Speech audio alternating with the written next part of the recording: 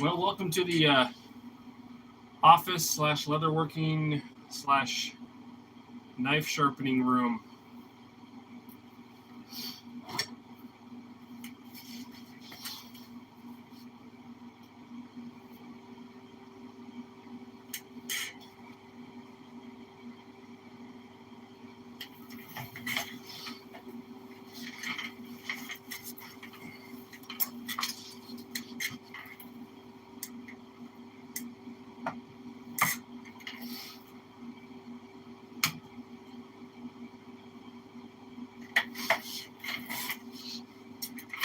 Greetings.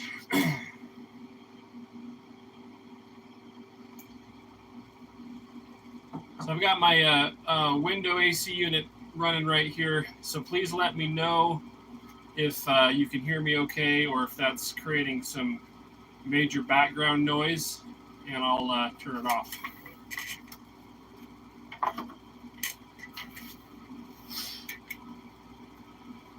Hello, Benin.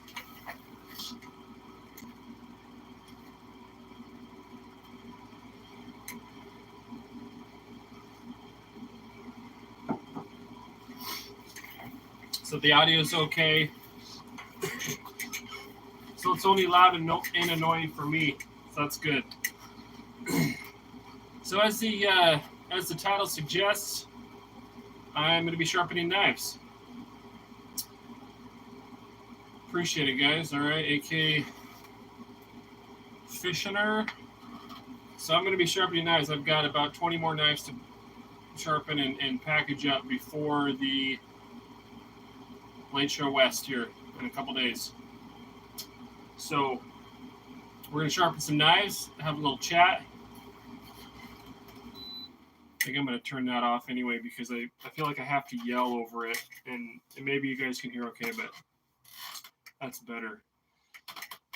So we're going to sharpen some knives, and I'll try to answer your questions as I go, and maybe it's a little bit of a knife sharpening tutorial, but welcome to the office slash leatherworking slash knife sharpening, packaging, shipping, everything except for the actual building of the knives, I guess, is kind of a lot of stuff that I do here. So I've got my Sharpall diamond sharpener. I did a review on the channel here of this sharpener a while ago, and it's been working pretty good. I'm going to be using this to sharpen a bunch of knives. It's got the 325 grit coarse side and then the 1200 grit fine side. We're going to be using both of those plus a strop to affect the kind of edge that we're after, which is a extremely sharp hair popping edge. So all of the knives that I'm going to be working on have an initial bevel put on them with the belt grinder. So they have a bevel, but they're not what I would call sharp. And I've got a whole tray of knives over here. Most of them are kitchen knives. And I've got all of these here. And then I've got a couple more, actually. But like, this is one of the big kitchen knives. Like I said, it's got a bevel on it already, but it's not ready to go. So we have to sharpen all of these.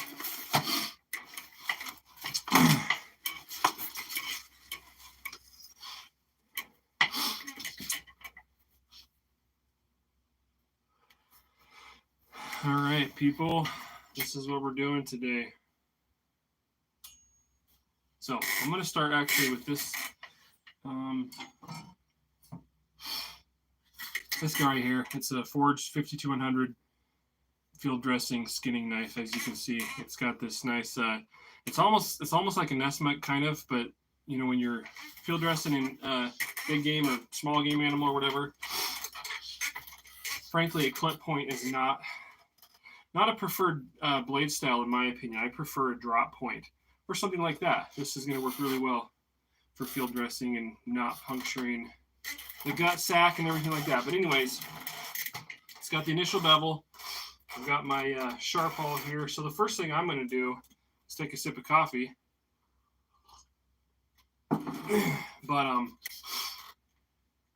I'm just going to remove a little bit of material and kind of even up this bevel here on the sharp ball. Because even though it has the initial bevel with the belt grinder, I want to make sure everything is at the angle that I want it to be at. And that's really kind of the biggest thing about sharpening with a traditional or any form of a stone, honestly, is keeping the angle consistent. All right. Now, I do recommend using this kind of a stone or a sharpening system. I absolutely do not recommend the kind of sharpener where you pull the blade through. Those can work a little bit for a while, but once they wear out, they just dull the blade very quickly, dull the edge. Excuse me, you have to excuse me. I've been having allergies lately with the weather change. So I'm using these just even strokes on the stone here, maintaining the angle, and the angle that you're looking at is right there. You see that? I can lift it up or I can put it down depending on the type of angle I want, but I like to sharpen my knives at a pretty thin angle, so this is probably 15 to 20 degrees here at the bevel, which is a thinner angle than most knives.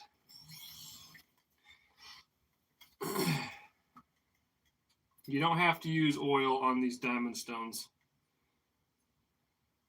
So that's kind of nice because it makes it a little less messy. So I'm just going to keep doing this until I start to feel that burr on there.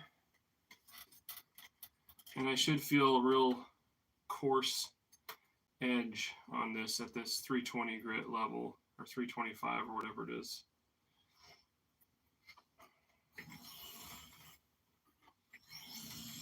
This is just establishing where the bevel is going to be, where the edge is going to be. And then I can flip it over to the 1200 grit fine side and start polishing that edge up a little bit.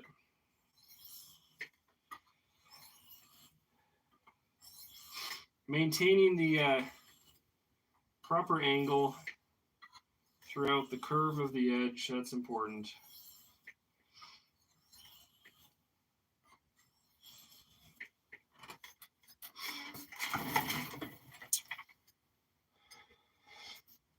Hey, K. Fisher, any opinion on the Tormek or wet grinding?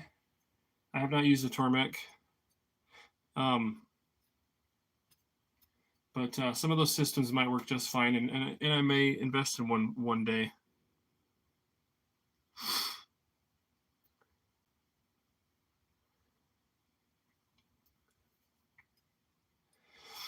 Corey, the angle, consistent angle, yeah, that's the challenge. I mean, that's where all the practice and the technique goes into, right? But that's kind of just the way. That's kind of what it is, you know. If the way I would recommend, you can support the spine with the other hand, both directions. Just really paying attention. I can't talk and sharpen at the same time, apparently. Paying attention to the angle that your wrist is at, because that's what's controlling the angle on your knife, right? And it's obviously going to be a little more challenging with the curved blade because you have to do compound angles, right? Because you're changing the angle in one direction but keeping it the same in this direction. But that really is the challenge. And once you get that down, then you know, that's really kind of the whole battle, most of the battle. But I find that it helps to have just a smooth follow through. Like this is a continuous radius on this blade.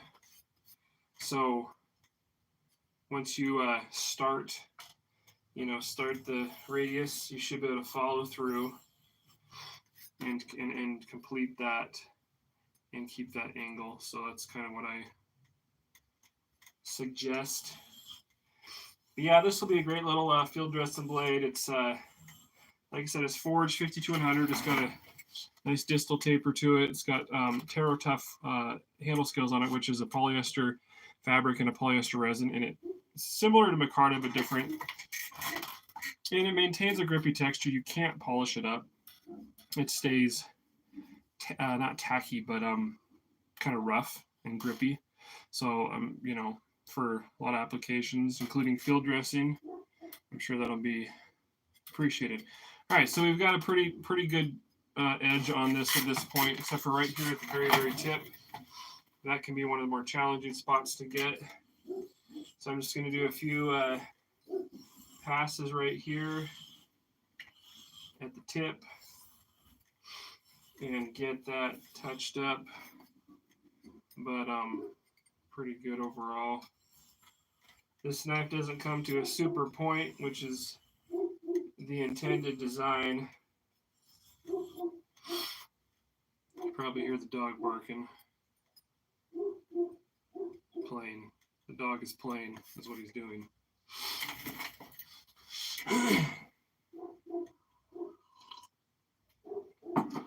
So, pretty sharp.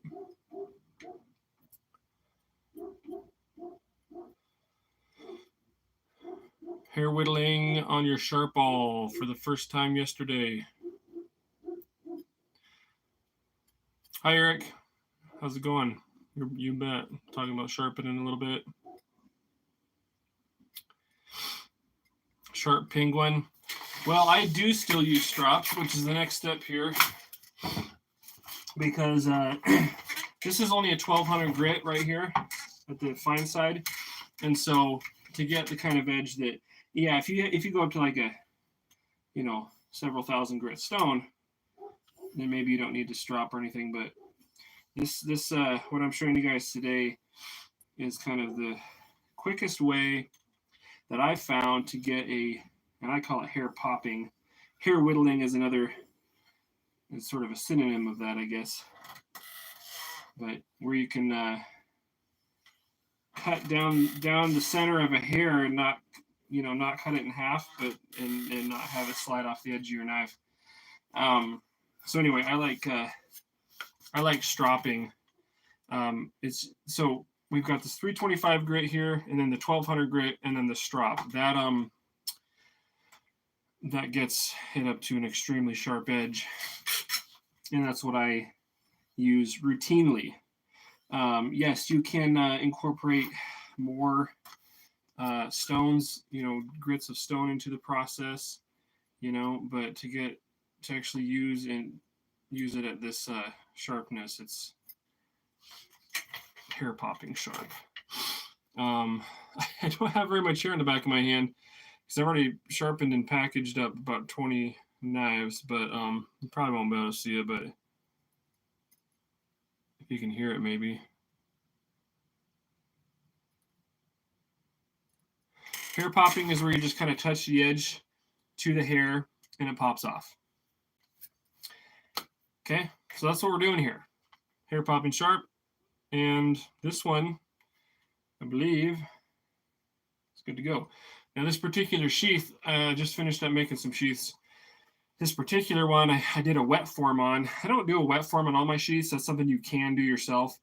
This particular, it's kind of a different shape, so a wet form was working a little better with this sheath, or with this knife. That'll be the whole deal there. But this sheath has to dry out before I package this knife up and everything like that. But it's sharp now. So let me just wipe it off, make sure there's no moisture on it. And somebody will be able to take this out, dress out an elk or a moose or a deer or a pig or whatever. I don't care.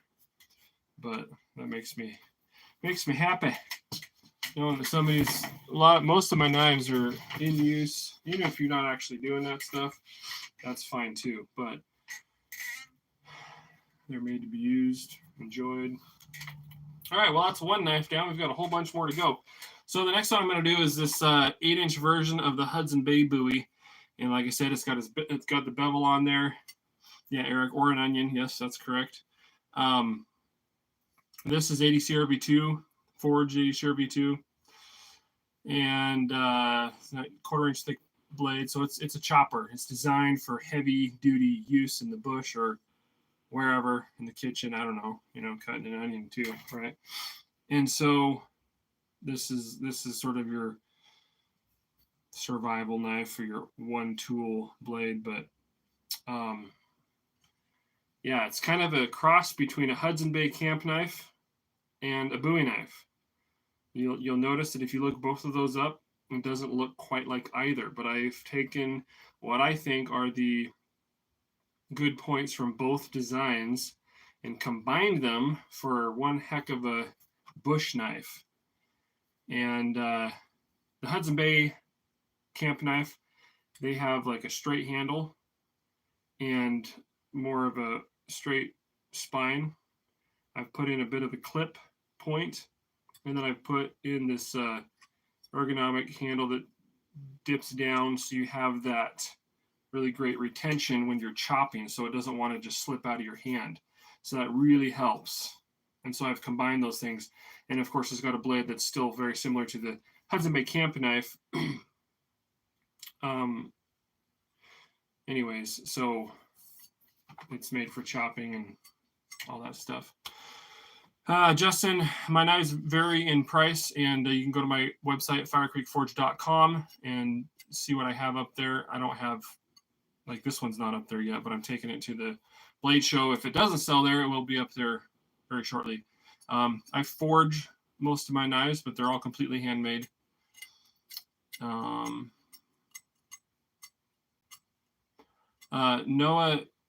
Noah's Athletics asked about M42. I don't know anything about M42, so I can't answer that. I'm sorry. Thanks, yes, man. I don't know what the Tokarev is. It's TB12. I'm sorry. Yeah, Sharp Penguin. So, and that's the thing too, is like some people like to forego the stropping and just leave it on the 1,000 or the 1,200 grit, and especially with a fresh stone, you get a sort of a toothy edge, and I get that. And I think that's even more popular with kitchen knives when you're using it for foodstuffs, because it really bites into like your peppers and your onions and whatever you're prepping. And so I get that, but especially for like woodcraft knives, I like to strop them.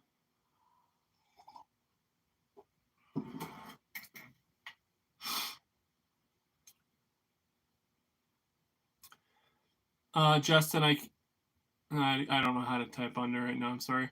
Yeah, firecreekforge.com. It's the same. If you just search Fire Creek Forge, same name as the channel here, you will find it. All right, so it's time to sharpen up the Hudson Bay buoy 8-inch version. I'm going to be making it in the, already have made it in the, it's like a 10.5-inch blade. That's like the full-size version.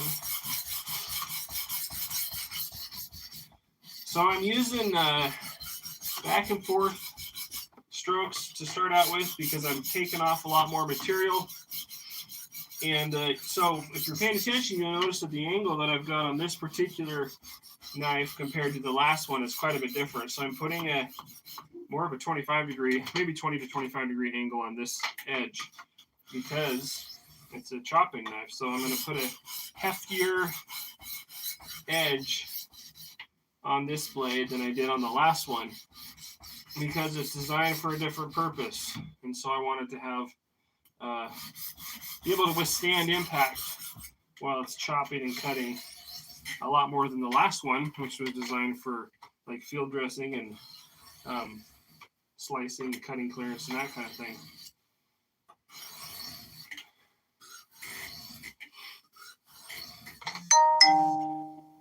Okay, so just looking at the width of my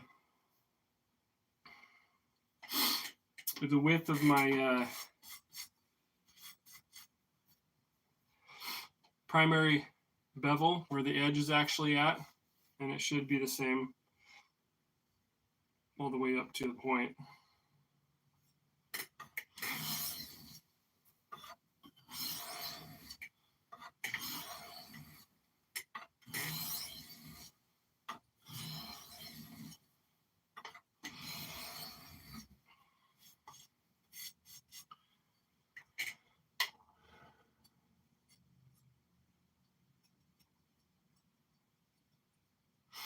Chevy guy, yeah, it's pretty cool, huh?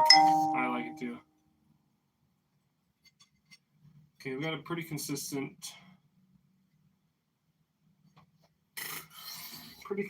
bevel and sharpness.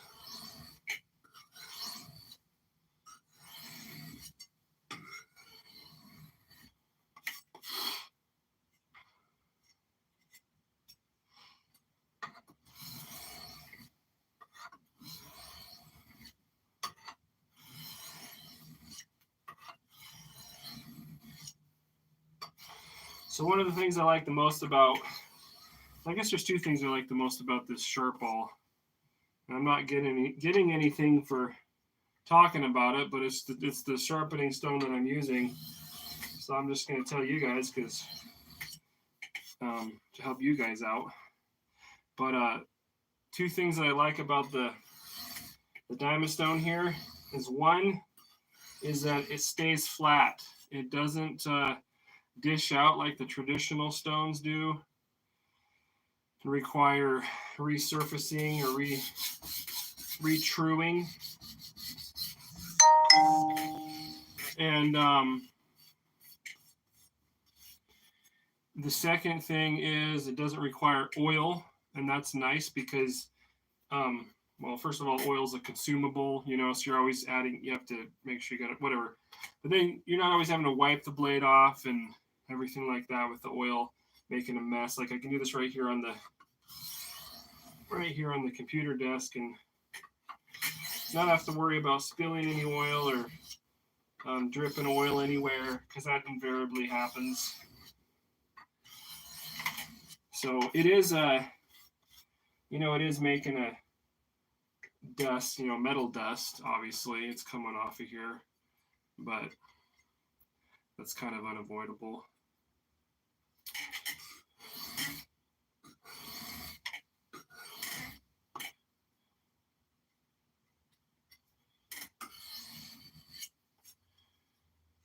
I had a guy one time tell me he liked to sharpen his hunting knives with like a double cut file or something, because it left all these teeth on the edge that cut into the hide or whatever real well. I was like, what? I'm like, no, man. Because, it will. It'll leave a real ragged, edge that'll kind of cut like a saw for a little bit, but it's not going to hold up because you've got all these isolated little teeth, and they're weak. They're weaker, So, plus it's going to ruin your knife. Like, you're going to wear through your knife blade a lot faster. But I guess if you've got a cheap knife you don't care about, I guess it doesn't matter.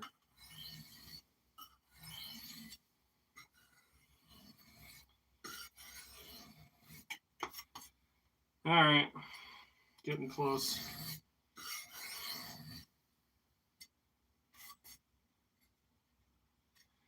So I'm feeling the edge with my fingers, and you can tell a lot about what the edge is like with that, and then also the fingernail, how it catches on the fingernail. I use that frequently as well.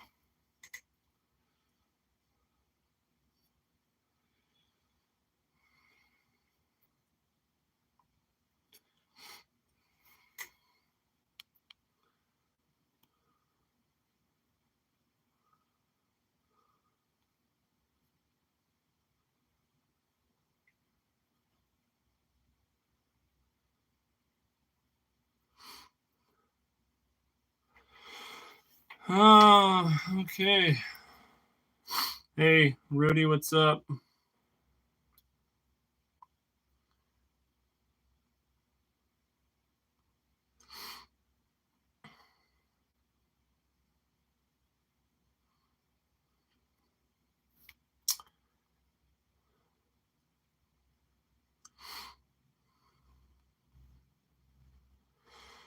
Okay, thief. I'm not really struggling. It just takes some. You have to remove some material when you're putting the initial edge on a blade specifically, and that's what I'm doing. I'm sharpening all of these knives for the first time. Like I mentioned a minute ago, they all have the initial bevel off of the belt grinder, but that's it. And so I have to refine that bevel and then finish it out to a super sharp edge. That's what I'm working on.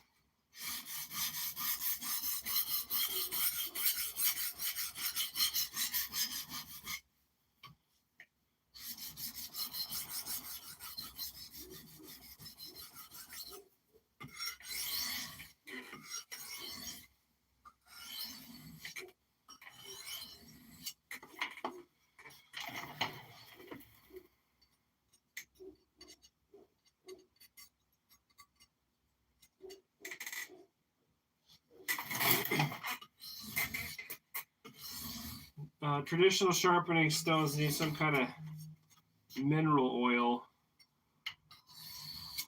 or like kerosene, which is basically what WD-40 is also. So, and that's to keep the stone from plugging up. And won't, if it plugs up, it's not going to cut. It's not going to cut anymore, at least not very well. And it also helps the stone cut a little better, just aside from that. But that's the nice thing about these diamond stones, I guess, is one of the nice things is they don't need that oil.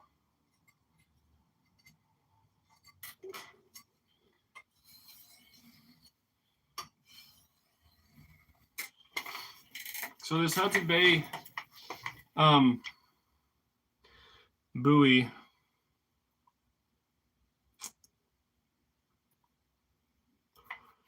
you know what I need to do here?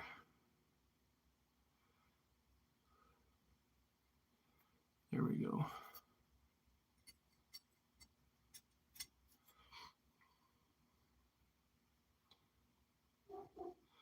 Rudy,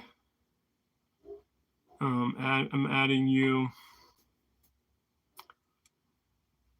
as a moderator. So if you don't like something, you can get rid of it. Mr. Metal, this is not going into the air. It's just making a dust that's kind of falling onto my table here, but it's not like getting blown around or into the air. So I think we're okay.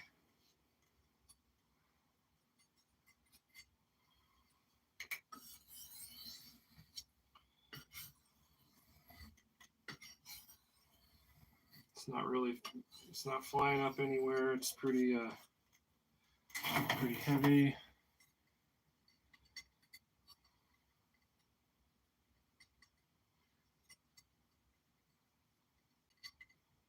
All right, well, so this knife here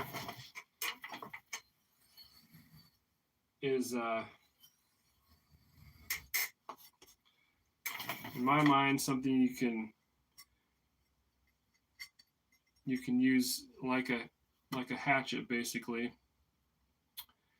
and chop your kindling, start a fire with, but you could also use it to clean a fish, or you could use it to field dress with. It would be a bit large for that kind of thing, but it's capable of doing a variety of things. So if you did have only one knife. You can do a wide variety of things with it. Food prep in the camp, making tent stakes. So anyway, different things.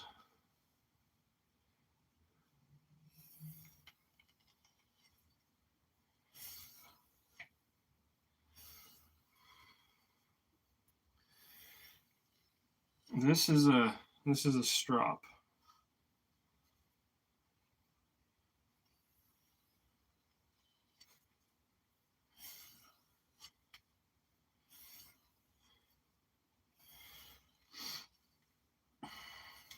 So, like I said, I like to use a strop to get that final hair popping edge on there.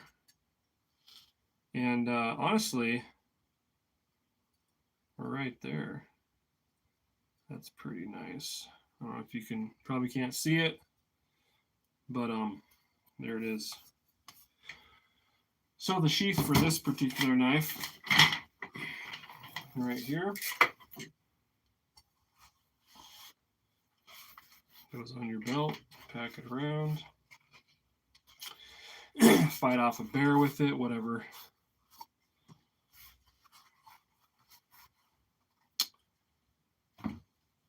So there we go, another knife sharpened and ready to go. Now this one I need to package up to get ready to sell.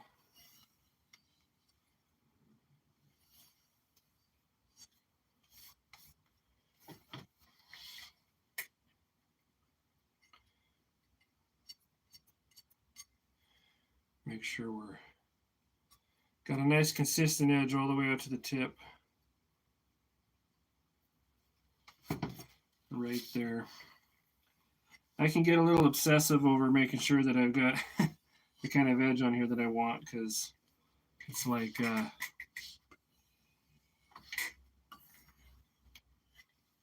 shaving sharp and hair popping sharp are not necessarily the same thing.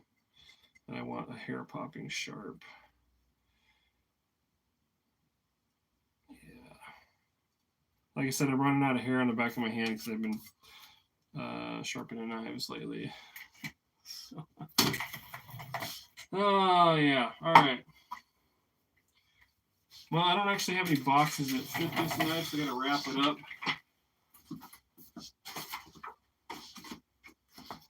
That's okay. Just give it a nice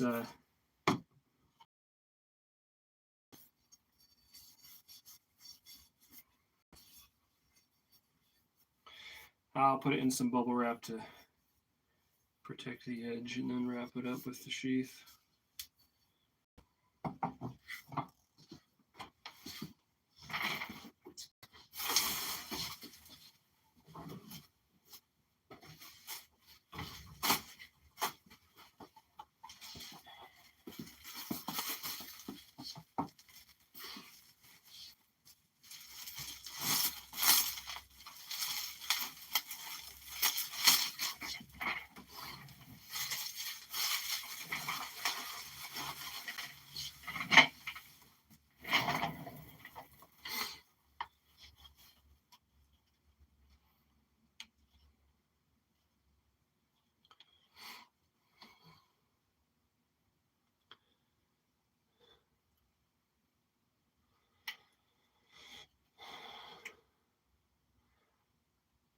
Slenderman, what is your deal, bro?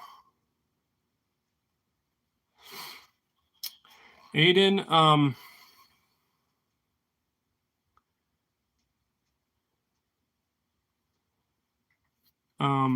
these, I'm gonna probably go 600 on the 8-inch Hudson Bay buoys.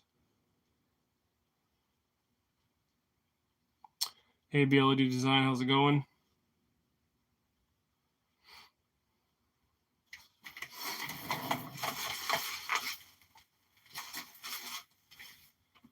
So each one of my knives that I sell, I have a little card that I include with them, and it's got just like the model and the steel and everything like that.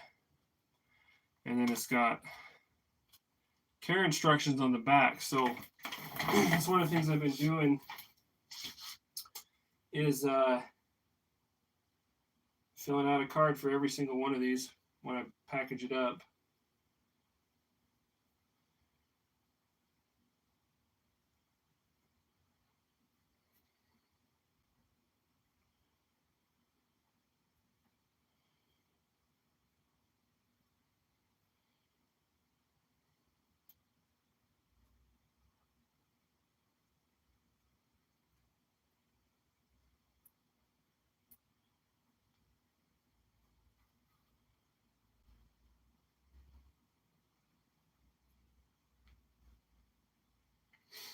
Okay, so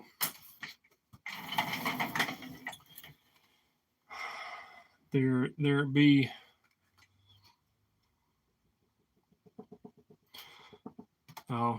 Slenderman knows Rudy in real life.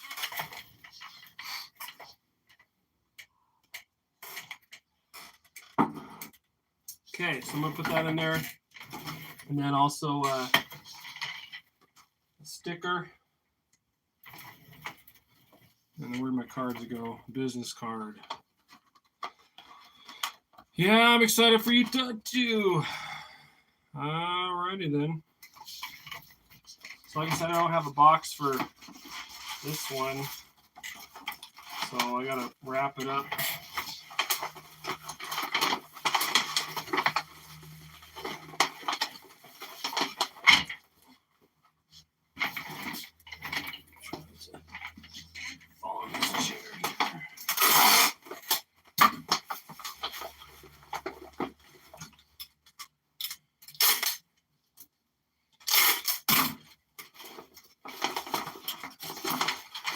Most of them come with a box, though. But that's okay.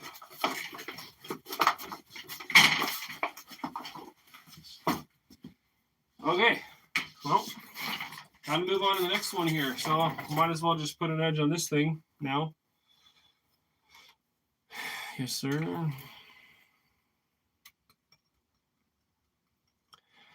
BMS, I'll try my first Damascus. What should be the temperature in the propane oven? So you're asking about forge welding temperatures.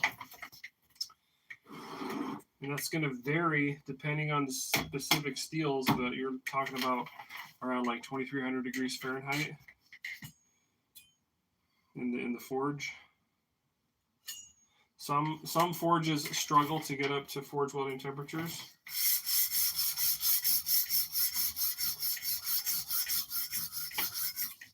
Okay, so putting an edge on this thing. I'm using a little bit different technique.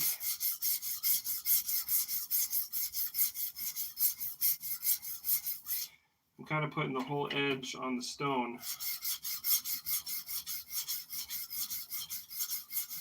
And you'll probably notice that I'm kind of rocking the knife as I'm actually doing my passes on it, and that's giving me a convex edge. Now this is kind of exaggerated, but this is kind of how hand sharpening goes anyway. You're going to get more of a convex edge hand sharpening than you are on a machine. And that may be desirable. I think it is. I think a convex edge is better in general than a complete flat angle. You know, some people may differ with that.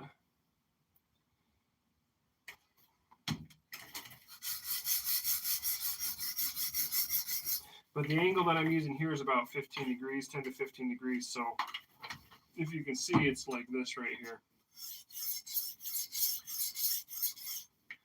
It's kind of hard to tell, maybe. But it's a pretty, what's the word? Acute angle. It's a very thin edge.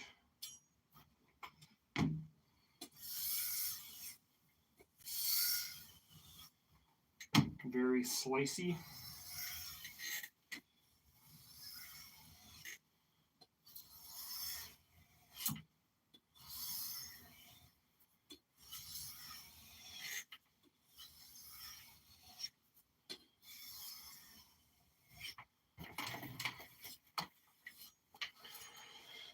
Hey Bill, how's it going?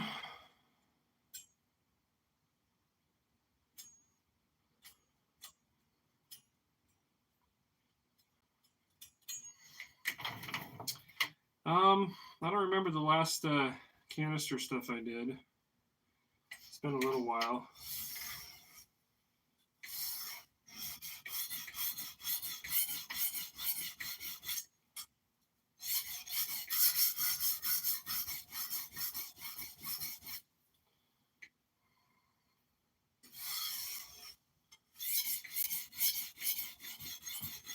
Did a little bit of work on the point here, the last inch of the edge.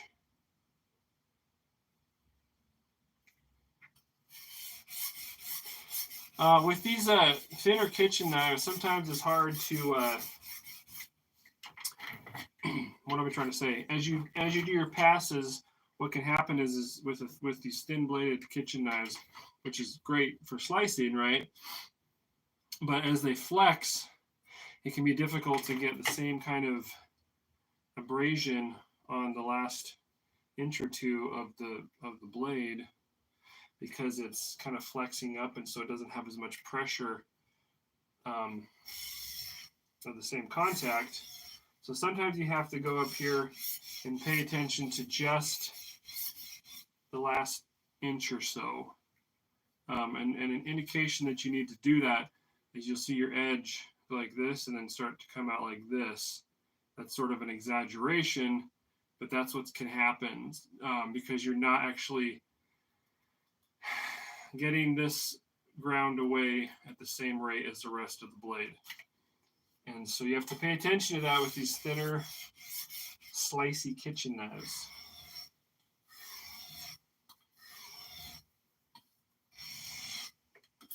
But again, I still want to maintain that angle all the way through.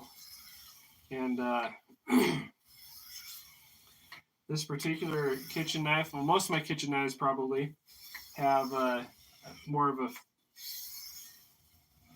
flatter edge on them. They don't have a lot of curve, and so you don't have to do a lot of follow through on the on any kind of radius on the blade.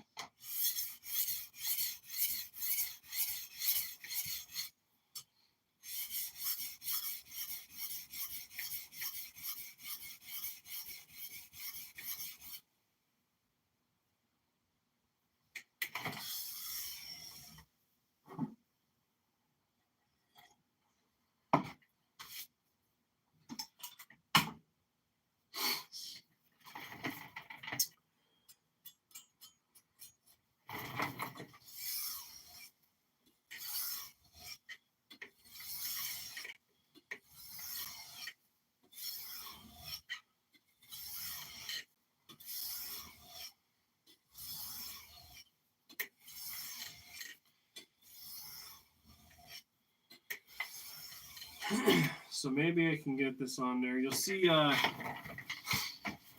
we're developing a burr right at the end there. You can see how, I think you can see that. That means your apex is forming right behind that burr. Yeah, it's this.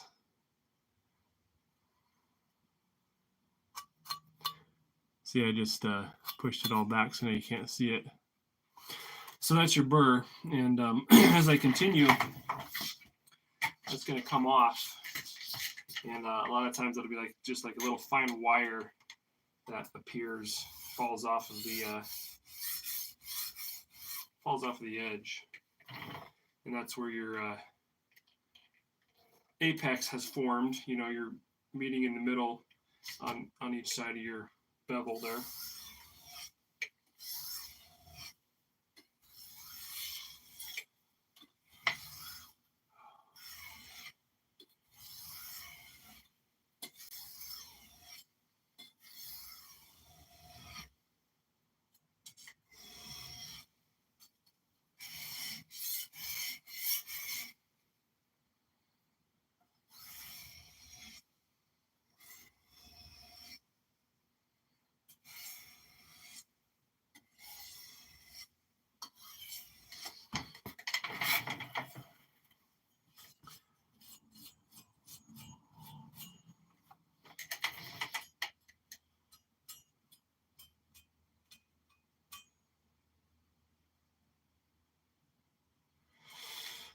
Micro bevels. I'm not sure what you mean by that. Like the bevel. You've got your main grind here. That's your secondary bevel. Your primary bevel is where the edge actually is. And then I guess you could put a micro bevel on that if that's what you're talking about. I don't really do that. And then as far as edge trailing, I don't do that either. I do that on the strop, obviously, but I don't see the. I have not seen the um, benefit or the advantage to an edge trailing pass. I'm not aware of anything that it does that a regular deal works. I don't know. I mean, I'm not saying this is the only way to do it, but this is how I sharpen the knives that I make and sell, and I've been doing it this way for a long time. So I guess I would say is that this is a combination of expediency and quality of edge, because I get a really high quality edge as quickly as possible. That's my goal. And like I said earlier, you can get the multiple stones, 1,000, you can go several thousand, up to like 8,000 grit, you can do that, and there's nothing wrong with that. But my goal is to move through my goal is to get a extremely sharp edge as quickly as possible. And so, I might spend a little more time on this 1200 grit here, obviously, between going from 325 to 1200 grit than I would if I went to like a 600 grit, in between, and that kind of thing. But just having two grits to work with, and then the strop usually is the way that I've used that is the most expedient and effective. And so I'm stropping this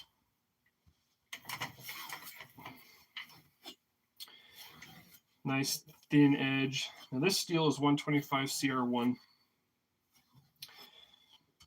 which is a high carbon steel. They're all high carbon steels, but this has the most carbon out of all the steels that I use, 1.25%. And that's one of the things that I do is I match the steel with the given purpose, and then you heat treat it appropriately, and put the proper grind and edge geometry on it, and then you get a very high functioning tool. And that's the whole point.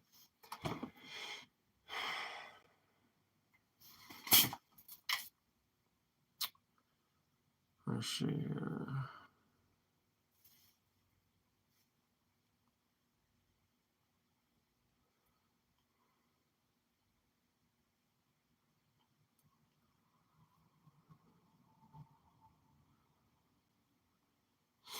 Yeah, Bill. Yeah, I think so. What you're talking about, the plasma or laser cut scenes, like that'd probably be, I guess, what you call plug welded Damascus. I'm not sure if that's the right term, but yeah, there's all kinds of things you can do with that. Yeah, specifically what you're talking about, I haven't tried anything like that lately.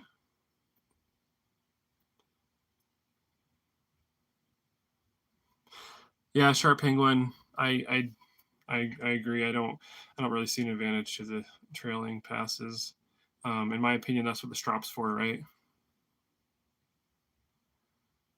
No, I'm not. I don't feel like you're criticizing or just asking questions. Like,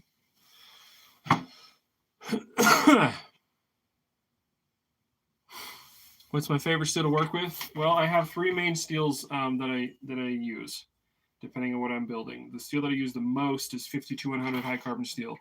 It's an excellent steel. It's very tough. It's got great abrasion resistance, a lot of different qualities that I was looking for in a steel that I use it frequently. Gotta find a box for this knife here. And most of the knives that I make, I use 52-100 high carbon. But then I've been started using 125 CR1 for most of my kitchen knives. And then because it lends itself even more to a very thin abrasion resistant edge. And then on the really like heavy use tough knives like that Hudson Bay Bowie, I'm using 80 CRB2.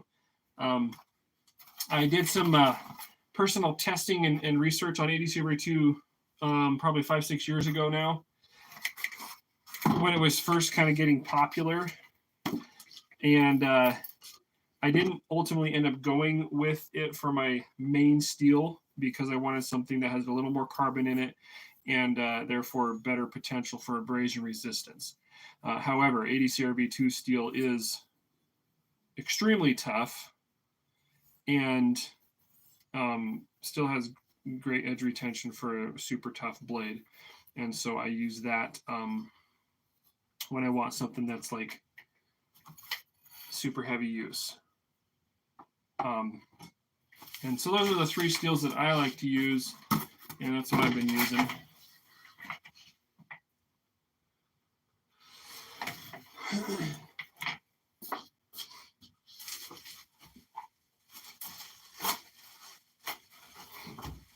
So Bill, on sharpening guides or Perfect Sharp, or if that's a particular brand, it sounds like that might be a brand. I'm not familiar with that specific one. I don't use those. I realize that freehand sharpening, like traditional sharpening, takes longer to learn, but unless you're going to go completely with a machine, I find the halfway point. Not that this can't help people. Like if it works for you, more power to you. But I'm just going to explain why I don't use it, because like the Landskis, for example, it's using a stone, but it's got like this guided system. And I know there's others out there like that too, with a rod, and so you're still using a fairly basic stone system, but it's got all these stuff stuck and attached to it. And in my opinion, that just slows the whole process down and kind of takes away from the whole expediency of a stone, that I don't have to set anything up. It's just right here. I can sharpen my blade and I'm done. I don't have any setup and this and that. This knife is just a little bit too long for this box, of course.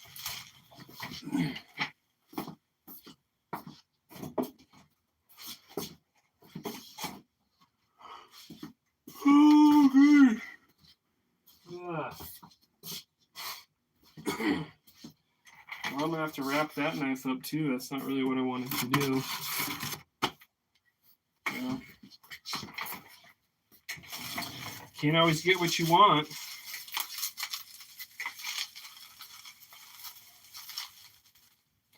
So anyway, if I'm going to use just like a stone, I'm just going to use a stone.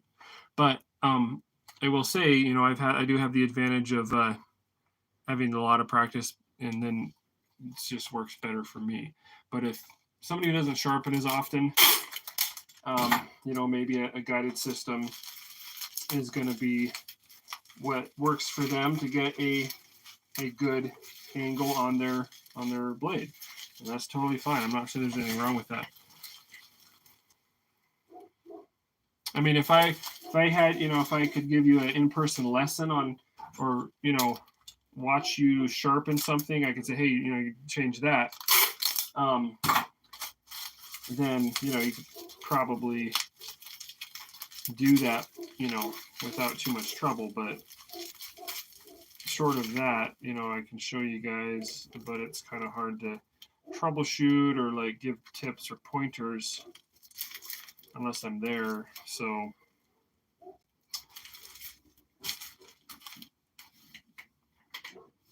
that's the way it goes,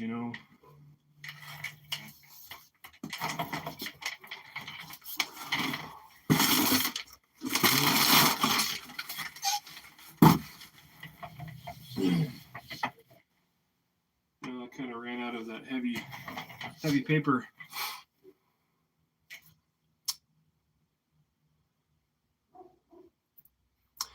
Thanks, Aiden. Appreciate it.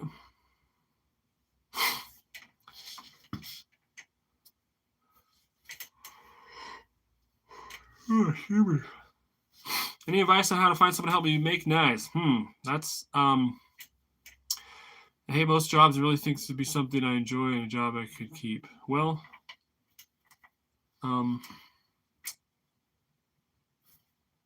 as far as learning how to make knives, you can find somebody who gives classes probably within a couple hours drive of you in most places. And I'd recommend doing that because it can kind of put you into you can start making knives by yourself with very little equipment. And I say this all the time. So if you haven't done that yet, then I would do that. But I'd also take a class because you can see what getting further down the road looks like very quickly. Does that make sense? And so you can get an idea of what that looks like. But I wouldn't even consider it as a potential career or job until you actually have started making knives and have gained some level of proficiency at it. And then once you've done that, then ask yourself the question, is this something I'd like to do as a job? But that's, in my opinion, that's putting the cart before the horse. And so I wouldn't get into it. I wouldn't get into it with the question of, oh, do I want to do this for work? I would just get into it and see, do I even really like it? Like if you haven't, I don't know what, where you're at exactly, but if you haven't made any knives yet, that's the first step before you ever ask the question of whether you should try to do it for a job. And then, like Bill said, there's tons of stuff on YouTube. There's lots of good books too. Yeah, that's my dog barking.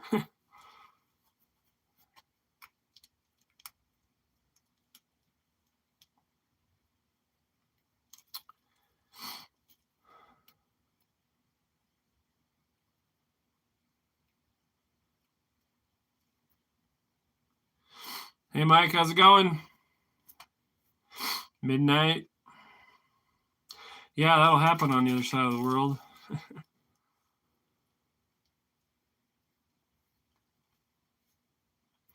Yeah, we're plugging away here, making knives. Well, I'm going to wrap this up another layer of bubble wrap. And then just pack it up here. It's not my favorite, but I don't have a box that quite fits it. This is going to be a problem with a couple of the kitchens, half of the kitchen knives, because a lot of them are bigger chef's knives. But what are you going to do? I don't know. I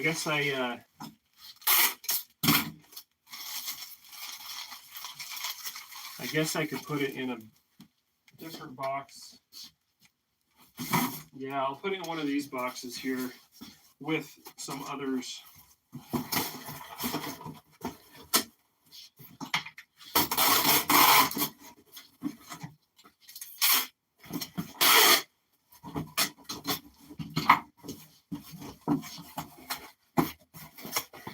Okay, I don't have to cut anything with that.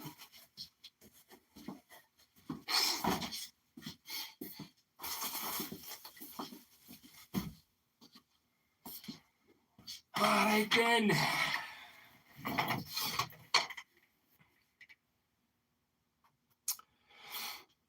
On the subject of forges, I've built probably half a dozen, maybe. I don't know. Yeah, 4, 5, 6, maybe. And that's not a bad way to go. Starting out for sure. You can build yourself a decent forge, I think, still for $200. A better forge than the cheap Amazon forges, actually, for a couple $100, $250 maybe, with the soft fire brick, and you know, a frosty tea burner. Look that up online. Frosty tea burner. You can build that yourself. I built several of those. It really doesn't hurt to build stuff yourself, unless you get to the point where your time is more valuable than the time it would take you to build the forge, which when you're first starting out, that's probably not the case unless you have a great paying job already or whatever. Like I've got to the point where I still built a forge this year, a forced air ribbon burner forge, but I didn't build all the components. And so I kind of did a half and half. I bought some of the components and then built the thing, and took me a while to find time to do that. But it was still worth it.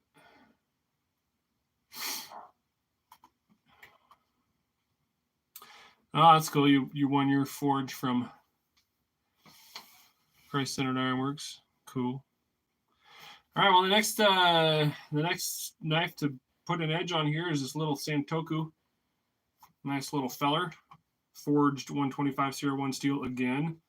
Nice high bevel on there. Just a great little size for all kinds of stuff.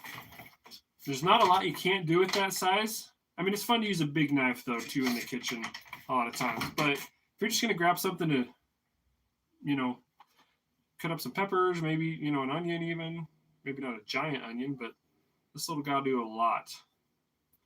It's got some Cocobolo handle scales on it.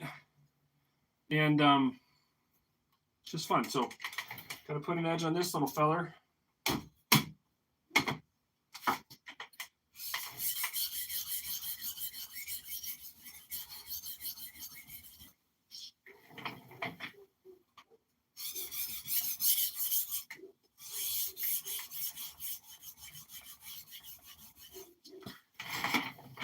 Wiping off this metal dust.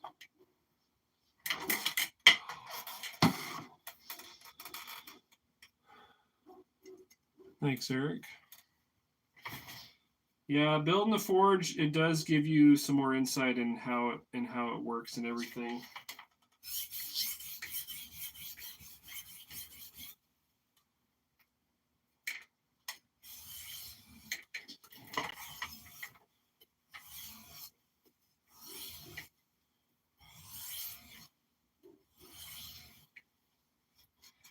So I was just talking to one of my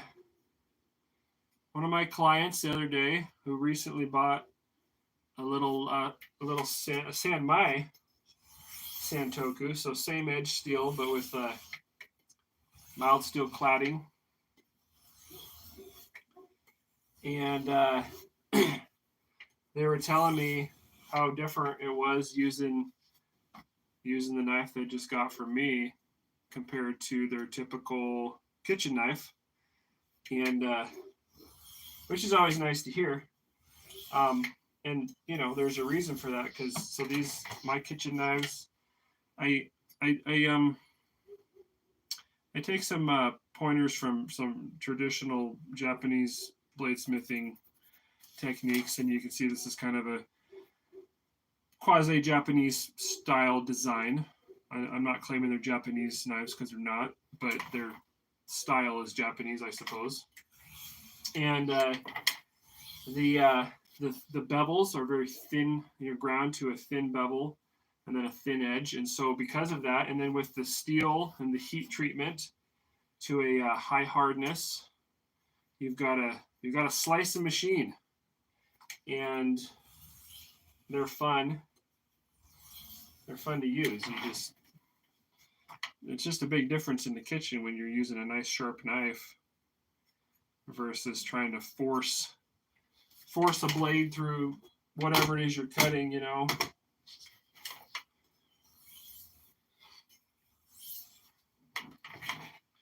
So yeah, anyway.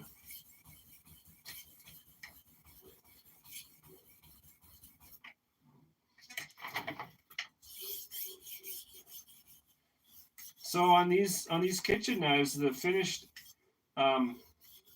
thickness before I put a bevel on is usually around 5 to 7 thousandths of an inch, and then we're putting a real fine bevel on. And this particular knife, I think I put the bevel closer to 7 or maybe 10 thousandths. Not the bevel, the thickness before I put the bevel on, which is a little too thick in my opinion. So I'm having to thin it down just a hair right here to get the kind of super thin angle on here that I want. But that's okay. That's something you do as you use the knife over a period of time anyway.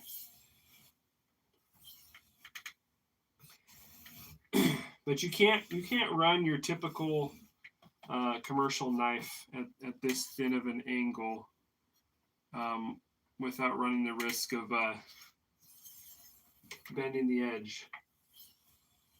Most knives are heat treated out softer, and there's a reason for that. It's because knife manufacturers don't want a lot of broken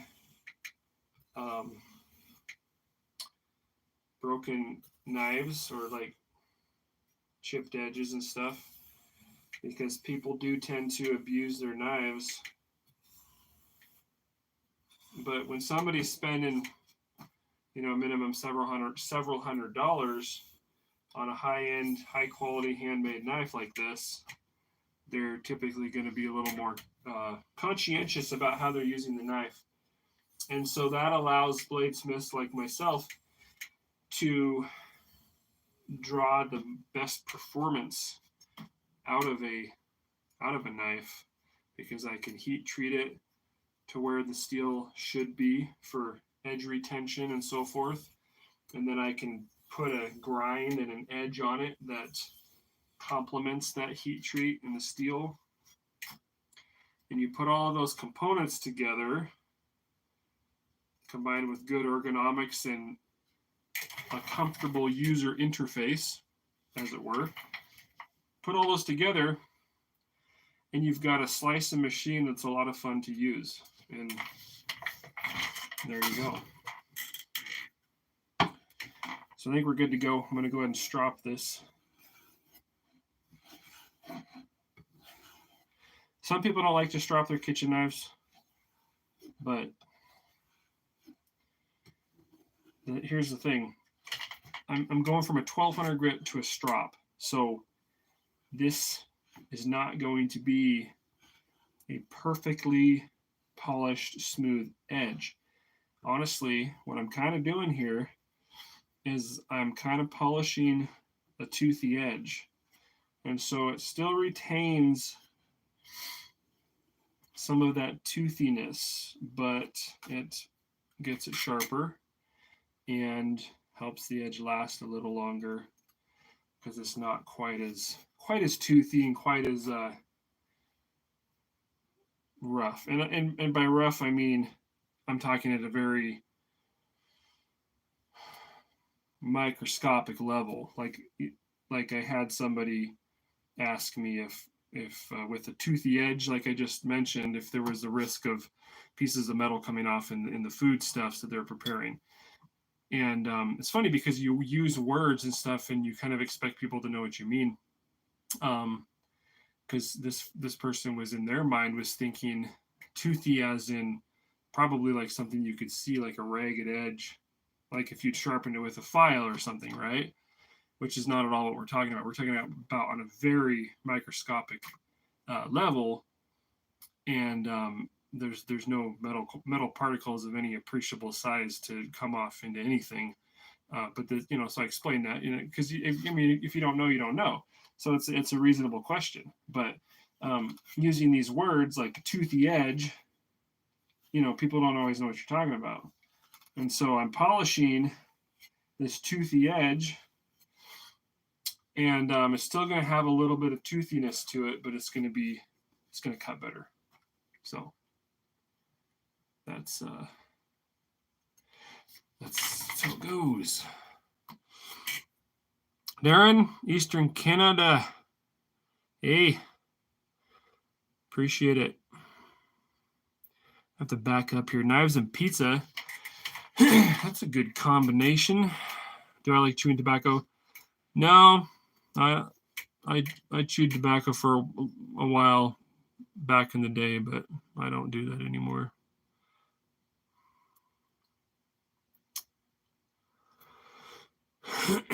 Mike, been thinking about agent booking right now. If the kitchen might give you myself. Yes, sir. Yep. Ship them all over the world. So yeah, hop over to the website, and I have a lot of kitchen knives up there right now. Actually, some of the bigger chef's knives I don't have up there yet. I think. Actually, I think they're all up there. Yeah, I think they're all up there. So anyway, I have a pretty good selection right now. Yeah, and you never put them in the dishwasher, of course. But here's what I do, just so everybody knows. This is what I do with my knives in my kitchen. I can't say that everybody who's in the kitchen does this, but this is what I do, and this is what you should do. For example, slice up an onion. Take it over to the sink, turn the water on, rinse,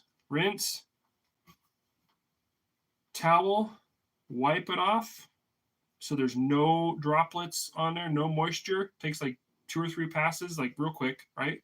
Wipe it off, dry it off, put it back on the magnetic knife rack, or you can put it, if you have a knife block, that's fine too. I like the magnetic. Stick it up there. That's all I do. Starts to develop a patina. Good to go. That's all I do. I don't have any rust on my knives. The only time that I run into the rust problem is if somebody happens to leave it up on the counter. If the only time I run into the rust problem is if somebody doesn't do what I just described. All right. Now, the only time you need to do anything more than that is, let's say you're, cutting up some steak or a roast or whatever. You get it's greasy or maybe something sticky. You've got to clean it with some dish soap and a hand soft bristle brush, not a Scotch-Brite pad. That's going to scratch it. Just a soft plastic bristle dish brush and dish soap. Clean it off, rinse it off, wipe it off, back on the holder. That's all you got to do. It's really not bad, honestly.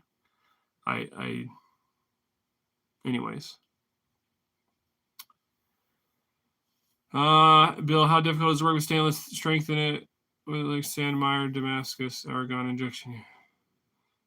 Most people, when they're working with stainless steel, they're using foil packets to wrap the stainless steel and when heat treating it, which is necessary because you've got a super high temperatures with the stainless steel heat treatment. And if you're doing it in atmosphere, you're going to have a problem. So, but most people use a high temperature stainless steel foil. It's not until you get into like high levels of high quantities of heat treating that somebody's going to have a gas, argon inert gas setup. Right?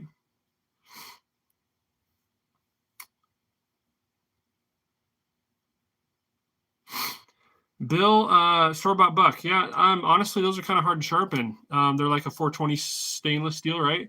I've talked to a lot of people that don't like stainless steel because of that reason. There's got bugs in here. That's one of the selling points, if you will, of the high carbon steels like 5200 or 125 CR1 or 80 CRB2, is that they're easier to sharpen in general.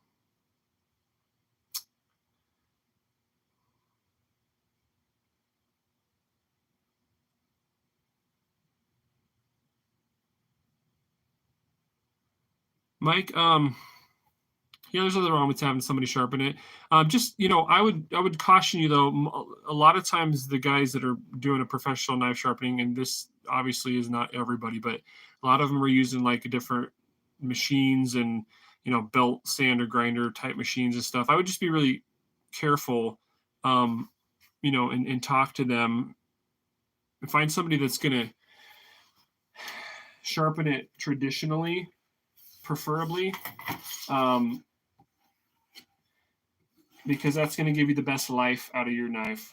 And if you can find somebody, I wouldn't take it to somebody who's going to stick it on some of these, belt sander deals that they're going to take off a bunch of material and mess up the. Just take it to somebody who knows what they're doing and is willing to sharpen it by hand on a stone. That's what I would do personally. Because you don't, and this is true of any, like you go get a nice Japanese kitchen knife, same thing, because they're thin, right? It's not the kind of knife that you stick on a belt sander. Okay, that's not what we're doing here. So I would just be, ask good questions and make sure that whoever you take it to understands. And I'm sure there's people out there like that. I'm sure there is. But I'm also familiar with the fact that there's, people who are sharpening knives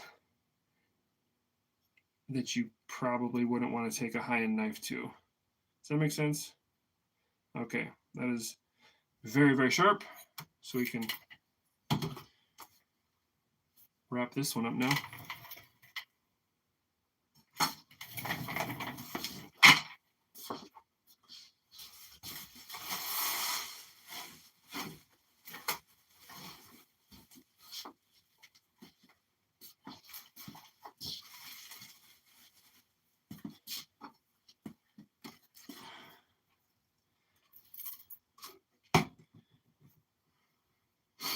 Yeah, it's WD-40 is not, food safe, but frankly, I don't think any mineral oil should be considered food safe necessarily.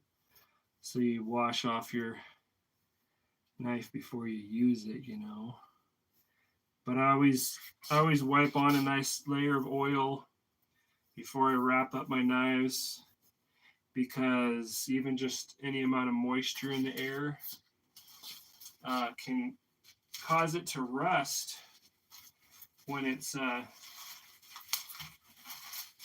a confined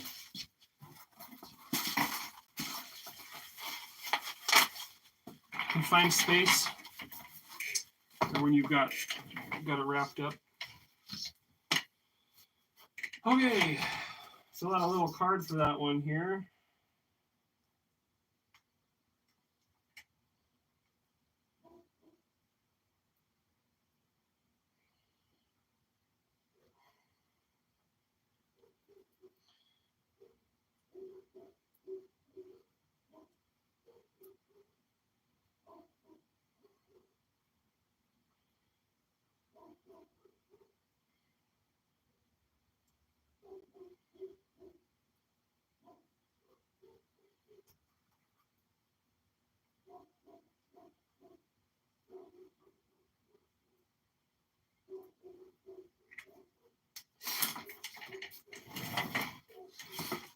All right.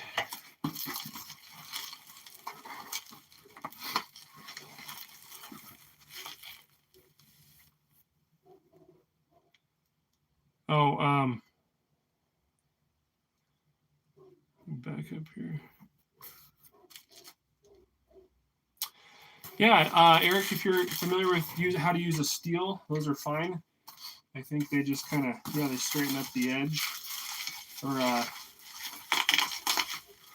I think they can even take a little bit of material off, but I think it's similar to a strop.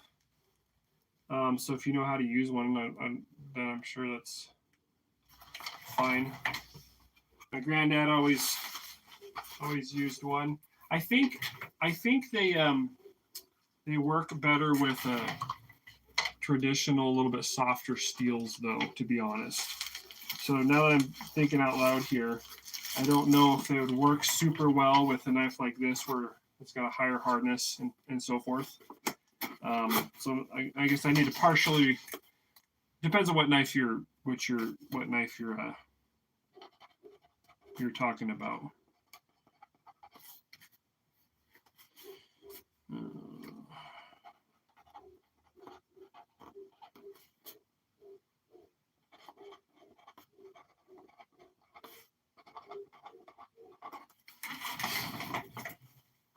Okay.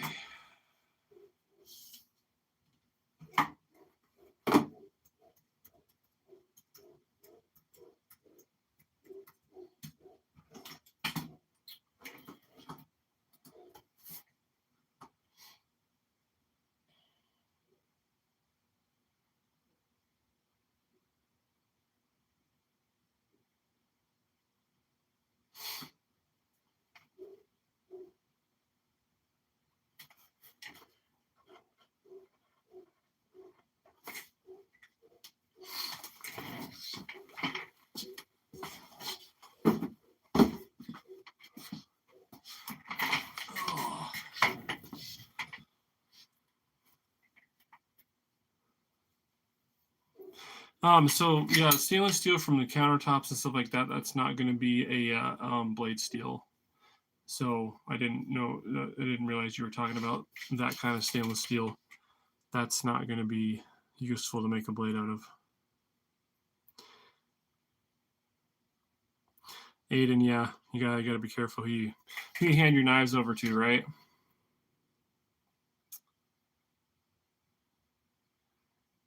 Yeah, Eric. So it's like, because if you go buy a run-of-the-mill knife, run-of-the-mill stainless steel kitchen knife, they're going to be soft enough to where that steel is going, the sharpening device, the steel, it will touch up the edge just fine. But if you get into the harder, high carbon steels and stuff, it might not actually do anything for you, because the hardness levels are going to be so similar at some point.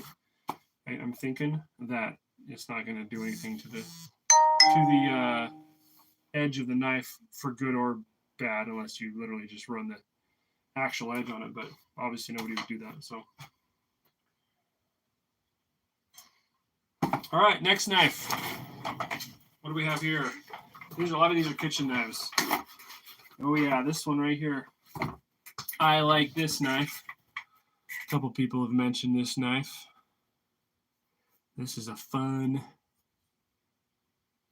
knife. Anyway, I got to put a good edge on it here.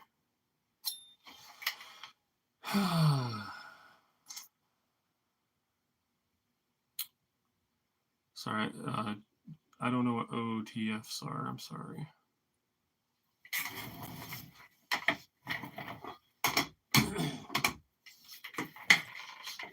All right.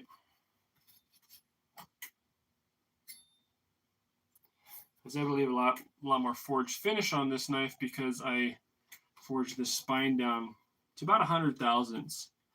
And, on some of your bigger chef's knives, you want a little bit thicker spine than 100 thousandths. But then I like to bring my bevel all the way up, and so you kind of lose some of the forge finish. So this one's kind of cool in that regard, especially since it's so deep. There's a lot of room to get a nice bevel on there still.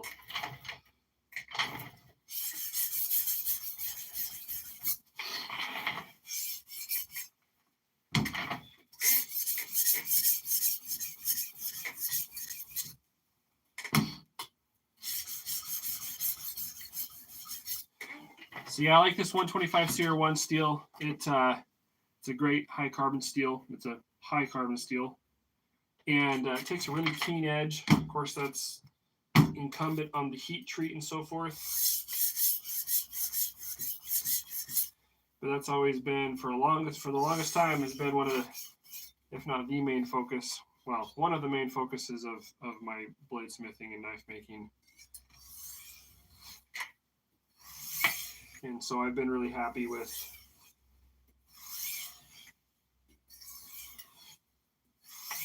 the results on this 125 CR1. And it still sharpens easily.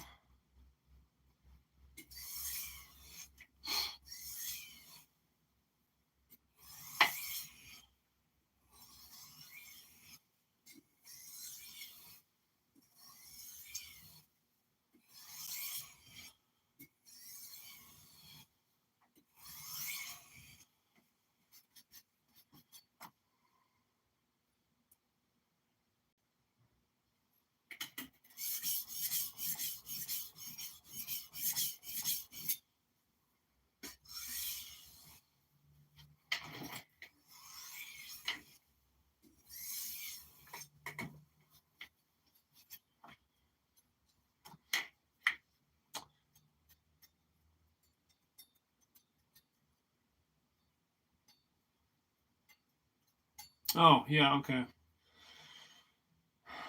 Um, yeah, I don't know what stainless steel you have, but it's potentially you could use it for the cladding on a sand mine, yeah.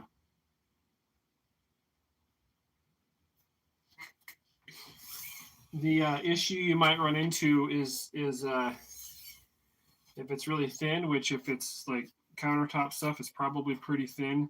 You're going to run into an issue with the really thin steel trying to do sand my out of it. I think because you're going to have to, if it's so thin, if it's pretty thin, it's going to have a hard time retaining that forge welding temperature in between pulling it out of the forge and pressing or hammering it together. I don't, obviously I don't know for sure. I haven't tried it, but that is a concern.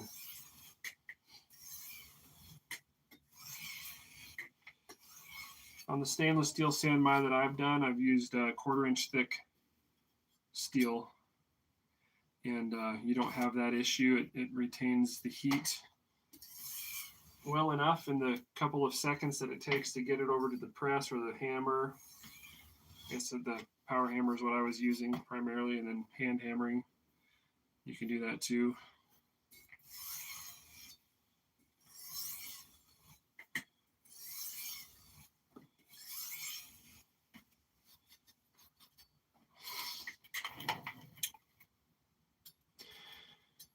Rungun, how's it going? Yeah, 1/16th of an inch. I wouldn't want to try that. I don't think that would work. But hey, I could be wrong. All right.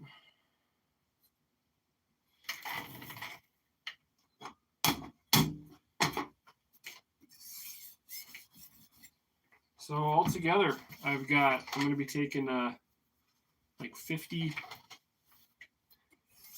items. That's what I'll have in stock here as I'm going to this knife show. And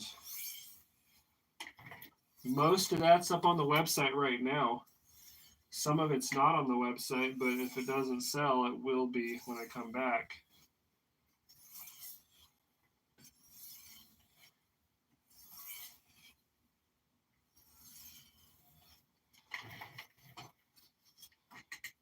Like the Damascus knives that I'm taking, I don't have those on the website right now yet. I won't have them up before I leave. So whatever I come back with will be up on the website at some point soon.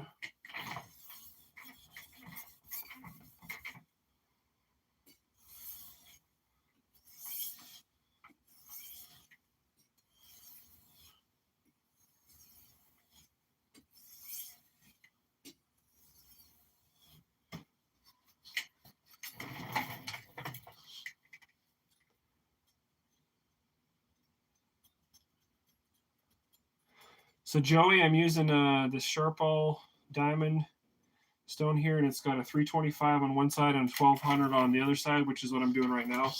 So I'm just getting this edge up here on the 1200.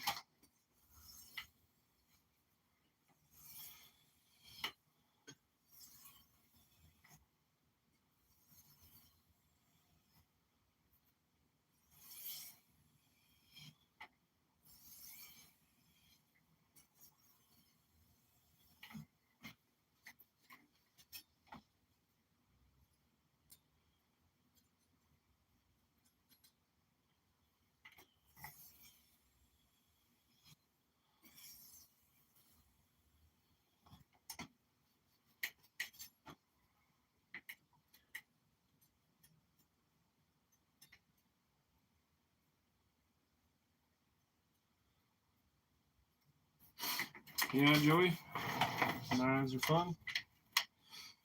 I think it's good to, excuse me, obviously, I think it's good to be able to sharpen your own knives if possible.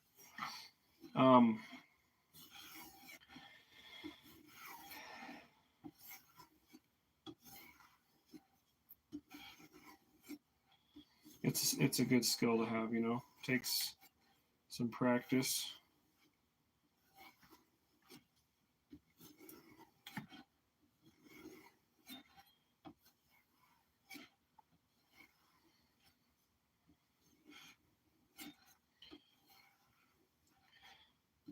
Let's drop this. Yes, I do. That's what I do, is make forge knives and axes and stuff. Yep. That is correct, sir. That is sharp. I'm not going to have any hair left on the back of my hand by the time I'm done with this batch of knives.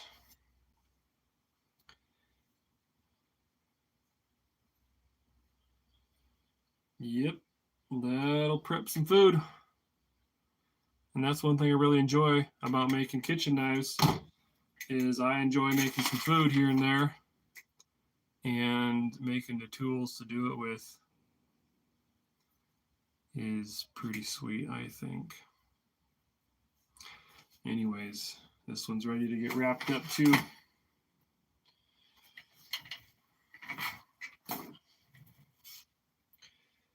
Just check right here on the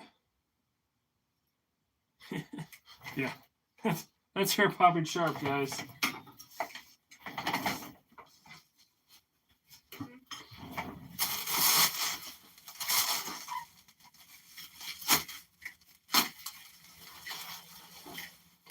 Hair popping sharp.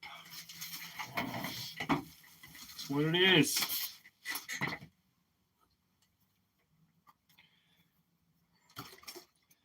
Almost added WD here. Like I say, just give it a little wipe down. Make sure there's no, you know, salty fingerprints on it or anything like that before you wrap it up, because that'll put a little corrosion spot on your blade, and no need for that. Just wash it off with some dish soap before you use it to make food, prep food. Not a big deal. Not a big deal.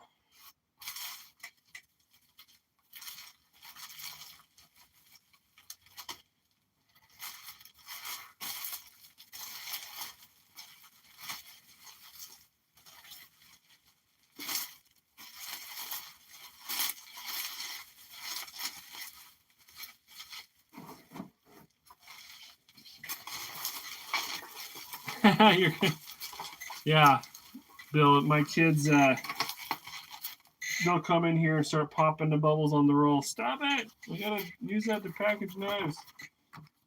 They love it.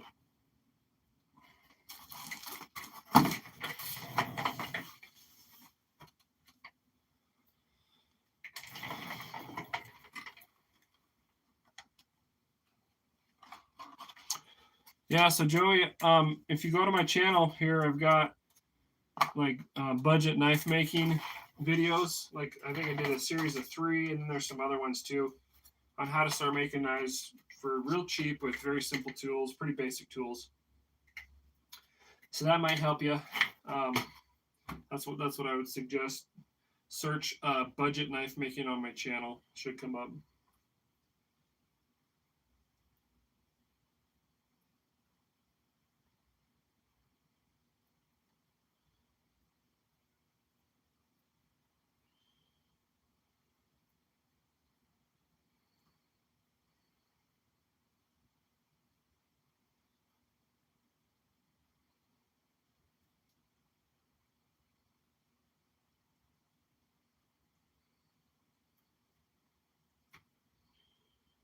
October 1st.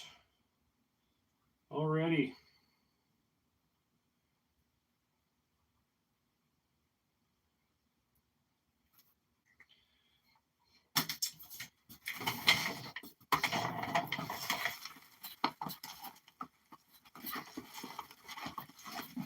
All right. One more done.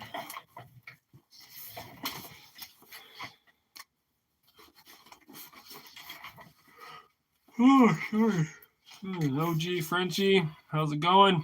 I'm sharpening knives, packaging them up, getting them ready to go. to the show.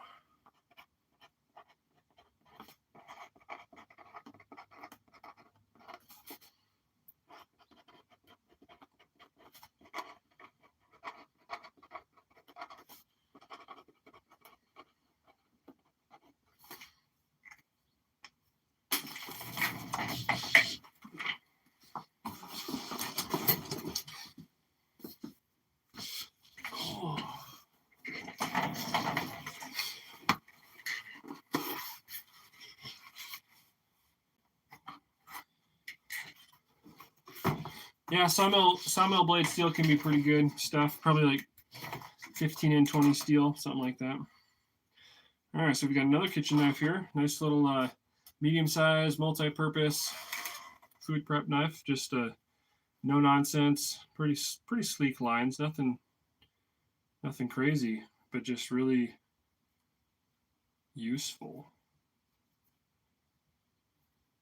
It's one of those sizes where you can do 90% of what you need to do in the kitchen with a knife this size.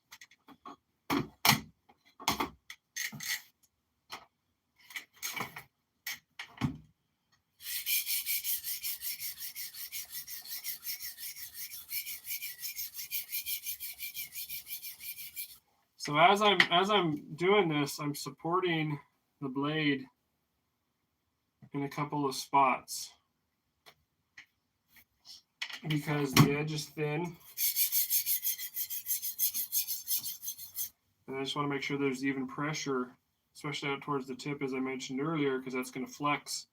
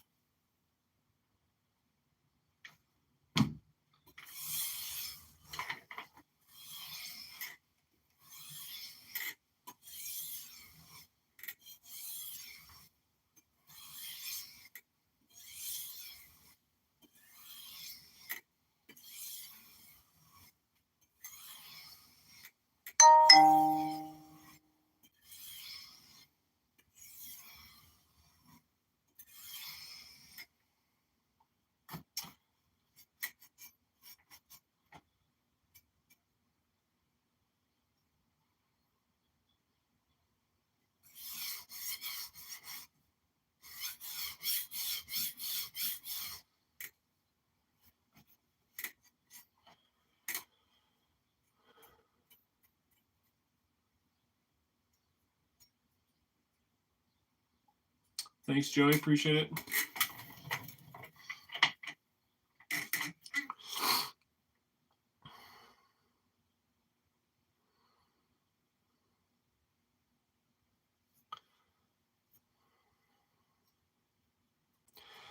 William, you got a sharp all too. That's good.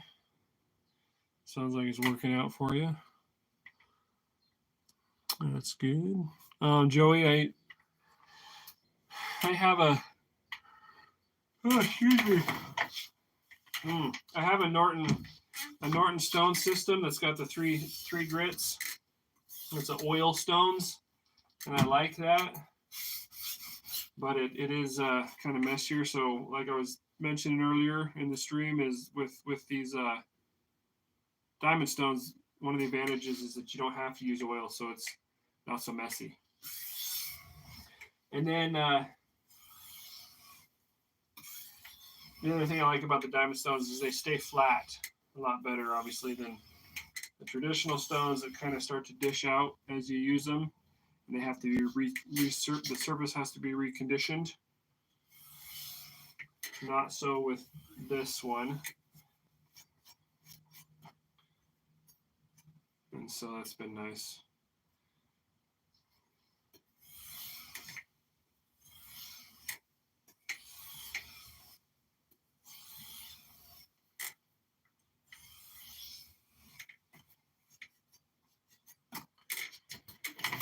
So yeah.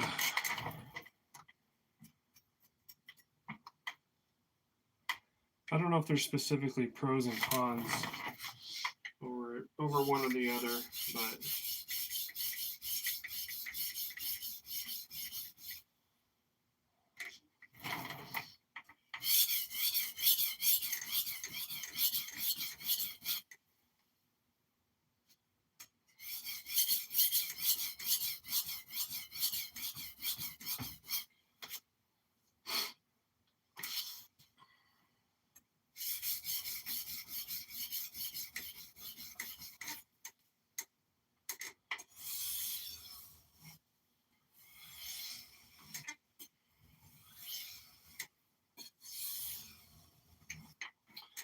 Yeah, so the initial sharpening, it takes longer than just a touch-up sharpening. So what I'm doing here, of course, is the initial sharpening. These all have a bevel on them from the belt grinder, a higher grit on the belt grinder, but they haven't been sharpened actually yet. So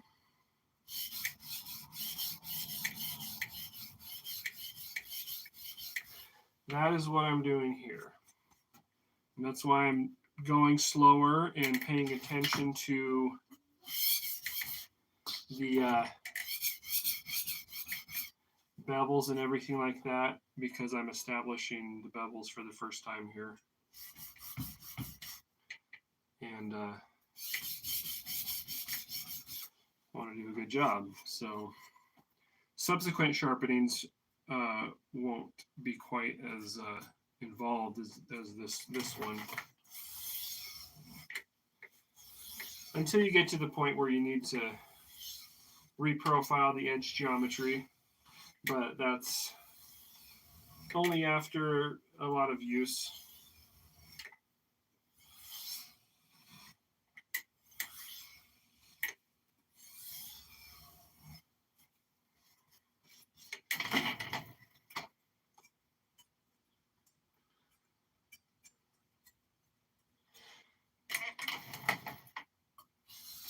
Yeah, OG Frenchy. So like I just said, I put the initial bevel on all of these with the belt grinder. And then I'm going to the 325 grit, and then the 1200 grit, and then a strop.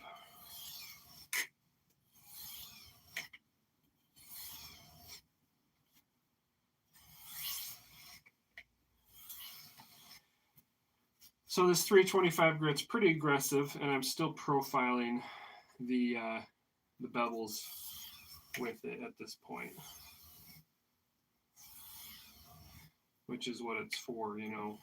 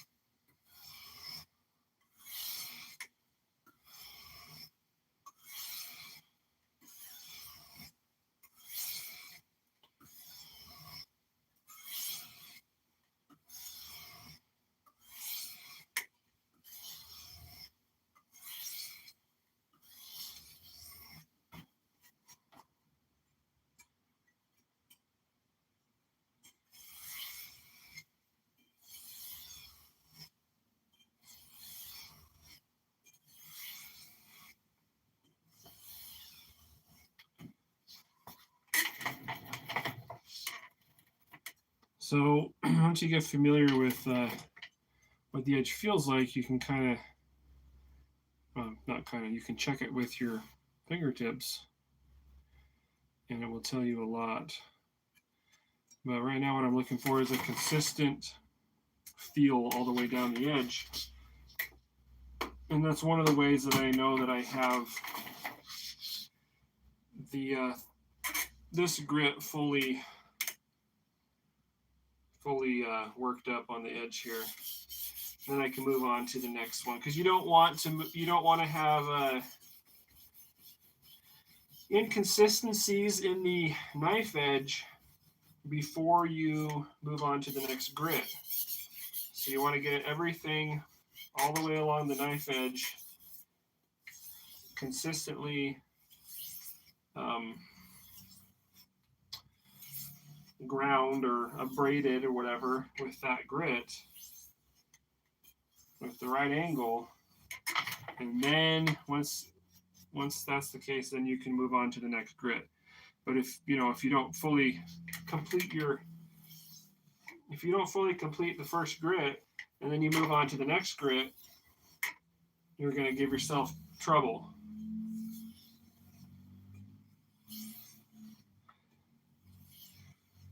And then you'll have to spend a lot longer on that next finer grit unnecessarily.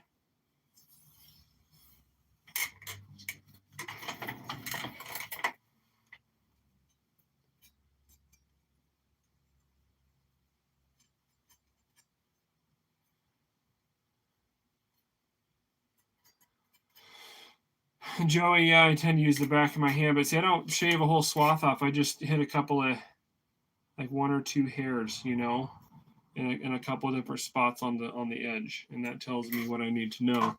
So I don't have to shave a whole patch off. But I've been sharpening so many knives lately that, nonetheless, I don't have hardly any hair left on the back of my left hand, even though I only do a couple hairs per.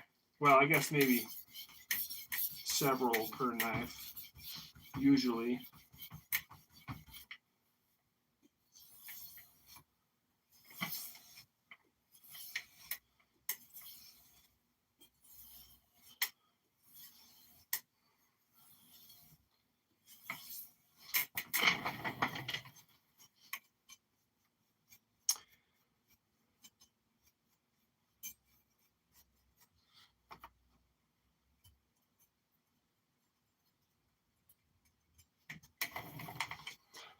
No, Bill, I haven't made anything for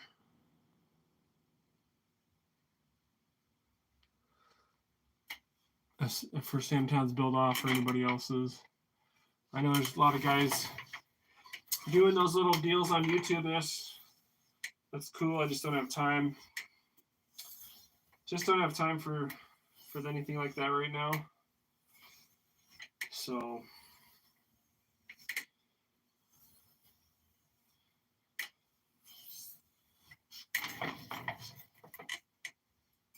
all right, I think we're getting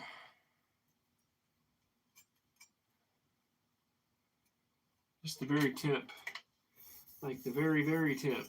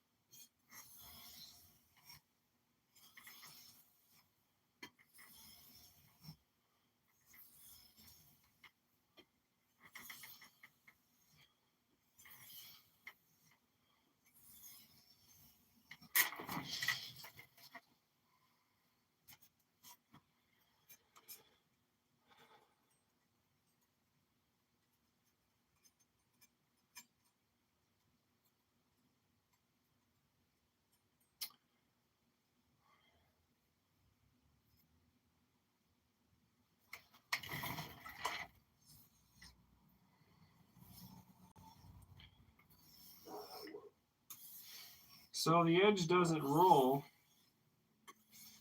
and because the steel is hard enough, it's got enough strength to keep from rolling, even though it's a very thin edge, which is going back to the whole steel heat treat edge geometry combination that I was talking about earlier. And then to answer your question, yes, I do strop almost all the time after using the stones. It's you know, there's not much of a burr after using a 1200 grit stone. There's a working edge, but like I said earlier, this just makes it that much more sharp, noticeably sharper, but it also polishes the edge up, moving the toothiness necessarily. But polishing that edge up is going to strengthen it because you have more of a mono edge instead of a bunch of unsupported little burrs or teeth. I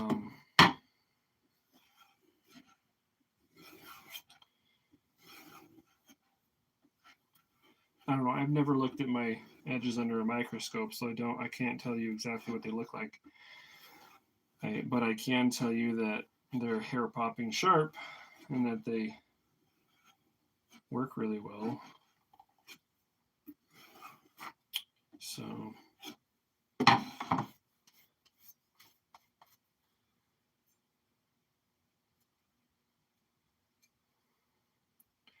preferred sheath material. That's sharp. I use almost exclusively leather currently.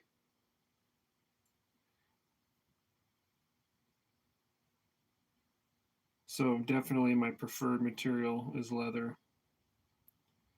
But I've used Kydex in the past as well.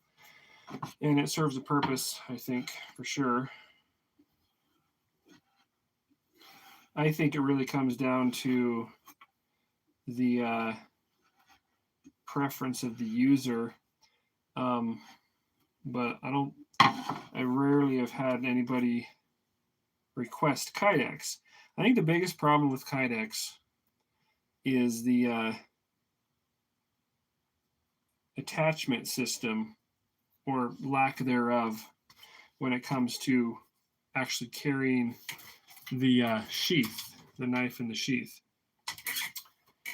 Because typically anything that you're going to use Kydex with, it's got an uncomfortable, like, what are those called? There's probably other things on the market now, but like those, they're always kind of like these bulky clips and stuff like that.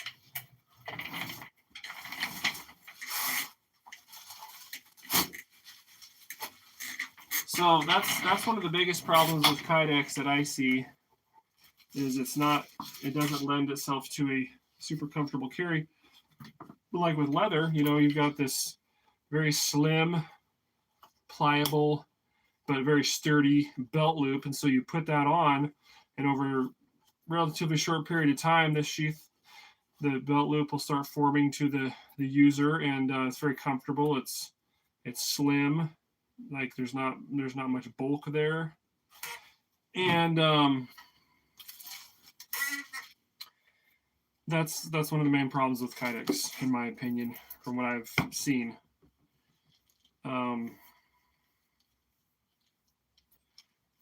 There are some advantages to Kydex, I guess, but I don't know if they usually outweigh the disadvantages. That's really up to the personal preference of the user, I would say.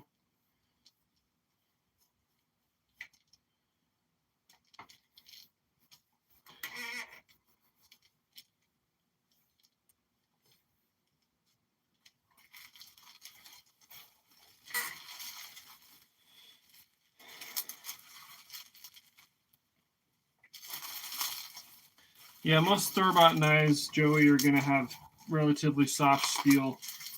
And it's just like I mentioned it earlier, it's because knife manufacturers don't want to have to replace broken knives and stuff. And so most people, when they buy a knife, are going to probably abuse it to some degree. And manufacturers know that. And so they heat treat stuff to where it's going to withstand more abuse, but you lose other valuable characteristics when you do that. But that's just the way it goes. Okay, see which one I've got here. So I already have these on the website and priced, and I don't remember. I don't remember them all, what I have on them and stuff. So yeah. I have to double check and make sure I've got the right price tag on them and everything like that before I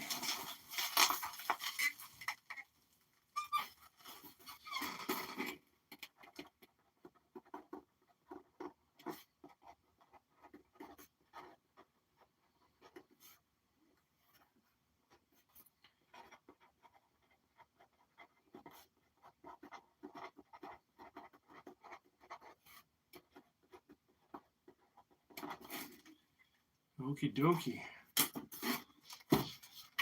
Fill out a card. Yeah, Kydex holds in moisture, but so does leather. And honestly, actually, Kydex is probably a little better in that regard because you can wipe it off. I mean, not on the inside really, but you can dry it out. Whereas, leather is going to hold that moisture. If it's soaked, it's going to hold that moisture for a lot longer.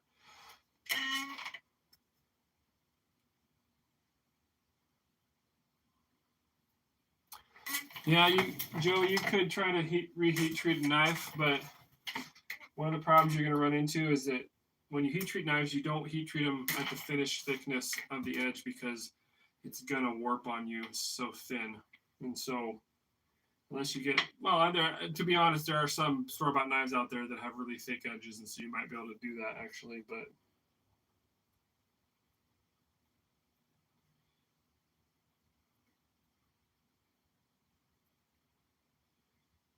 that would be a challenge.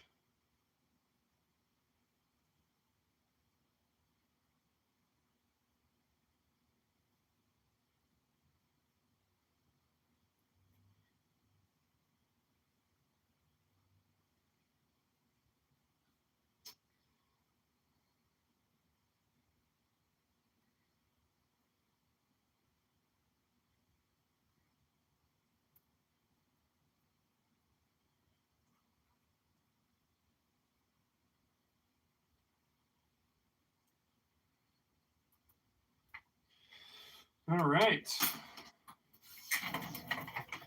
Well, I'm going to keep grinding away on this here and get all these knives ready. That's my task until for the next day or so. So that's what I'm going to do. But I think I'm going to go get a drink of water and everything like that or whatever, and go ahead and shut the live stream down here. But I appreciate you guys coming along and hanging out for a couple hours while I sharpen knives and talk about knives and everything like that. So appreciate it. But catch you guys on the next one. And I hope you have a good evening. And take care. We'll see you in the next video.